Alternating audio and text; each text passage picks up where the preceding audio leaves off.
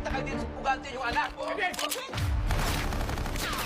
Si Tanggol lang ang pwedeng gumawa nito dahil gusto niya akong gantihan at patayin na anak namin ni Elena! Tapos nga, boss! Kinahasa nila ako na... Manda ka, Pablo. Alam ko na ikaw ang gumawa sa akin ito. Patawarin mo ako. Di pala kita nailigtas. Kaya pinapangako ko sa'yo ngayon, igaganti kita. Tanggol, sigurado ka ba rito?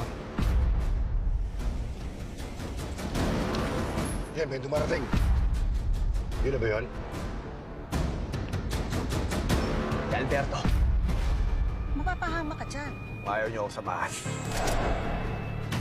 Ako papasok mag-isa.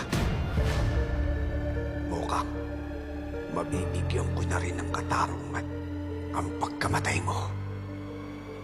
Hoy! Ginagawa mo dito!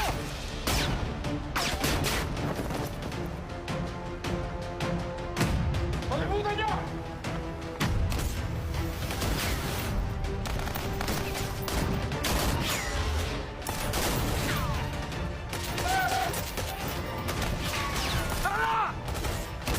Ito na ang tamang oras para makaganti tayo sa kanya.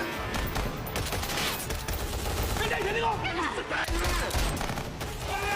Mas kami sila maraming natin kakayanin!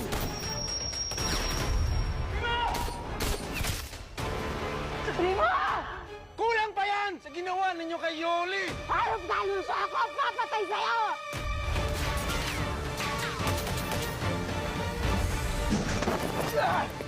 Yung lalaking tumangay kay Monique. Nakaharap ko siya para ako nakatingin sa salamin.